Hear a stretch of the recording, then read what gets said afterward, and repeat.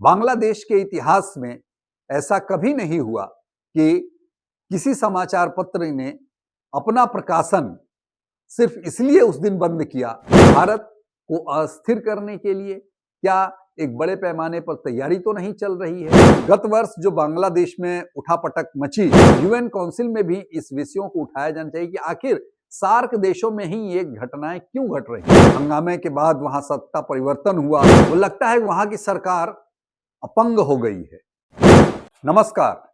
बांग्लादेश में भीड़ तंत्र हावी है, वो लगता है वहां की सरकार अपंग हो गई है। दो तीन घटनाओं की हम चर्चा करेंगे।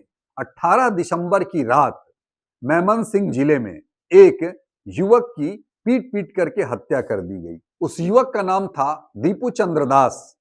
युवक का कसूर, तथाकथित कसूर, जैसा कुछ लोग बता रहे थे वहां के, जिसके कारण उसकी हत्या हुई, वो शायद उनके धर्म विशेष के बारे में कुछ कहा था।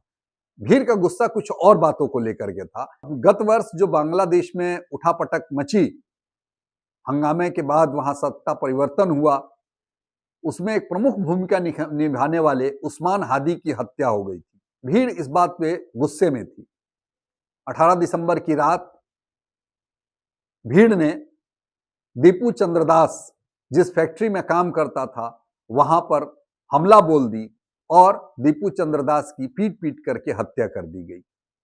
भीड़ को इतने से भी संतोष न हुआ, बाद में भीड़ ने उसे जला दिया। इसके अलावा भीड़ का गुस्सा इतना था, बांग्लादेश के दो प्रमुख समाचार पत्र के दफ्तरों को भी आग लगा दी गई। ये दो प्रमुख समाचार पत्र थे, प्रथम आलो और डेली स्टार। बांग्लादेश के इतिहास में ऐसा कभी नहीं हुआ कि किसी समाचार पत्र ने अपना प्रकाशन सिर्फ इसलिए उस दिन बंद किया, उसका दफ्तर जला दिया गया था।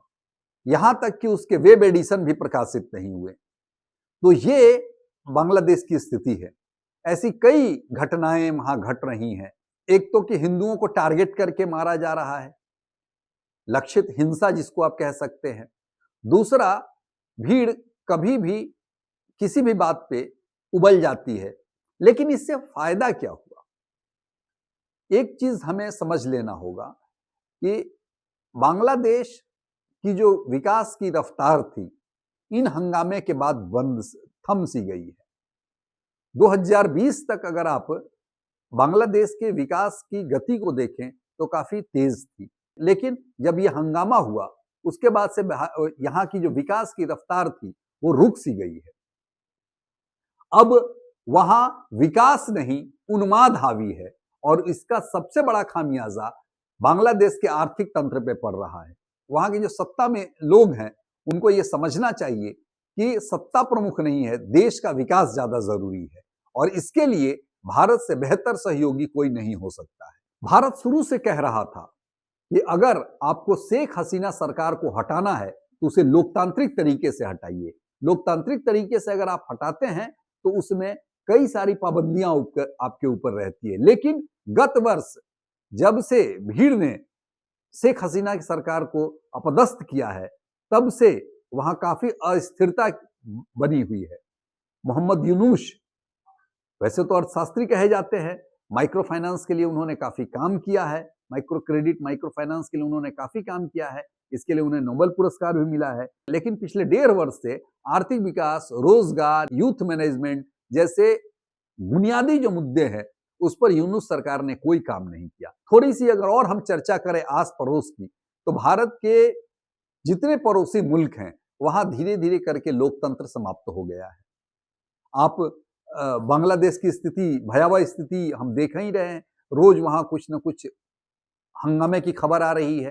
पाकिस्तान में भी यही स्थिति है।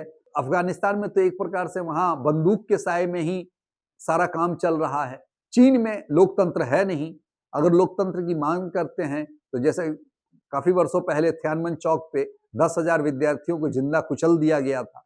तो ये जो स्थिति है भारत के लिए, वो बड़ी ही चिंतनीय है कि चारों तरफ ये ऐसा क्यों उन्माद हो रहा है, यह क्या कारण है, इसके बारे में देखना, सोचना, समझना होगा।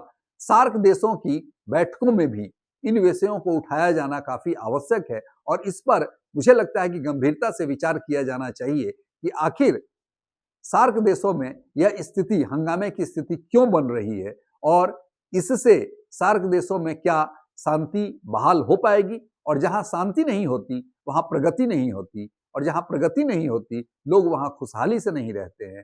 तो सबसे बड़ा जो सत्ता का लक्ष्य होता है वहां के लोगों को विकसित जीवन देना, खुशहाल जीवन देना और ऐसा माहौल उपलब्ध कराना जिसमें सब लोग खुशहाली के साथ जी सके, अपना भविष्य आसानी से तलाश सकें। और इसके लिए मुझे लगता है कि सार्क मीटिंग में इन विषयों को उठाया जाना काफी आवश्यक है। यूएन काउंसिल में भी इस विषयों को उठाया जाना चाहिए कि आखिर सार्क देशों में ही ये घटनाएं क्यों घट रही हैं। भारत को अस्थिर करने के लिए क्या एक बड़े पैमाने पर तैयारी तो नहीं चल रही है? अगर ऐसा है तो यह गंभीर विषय है। धन्यवाद।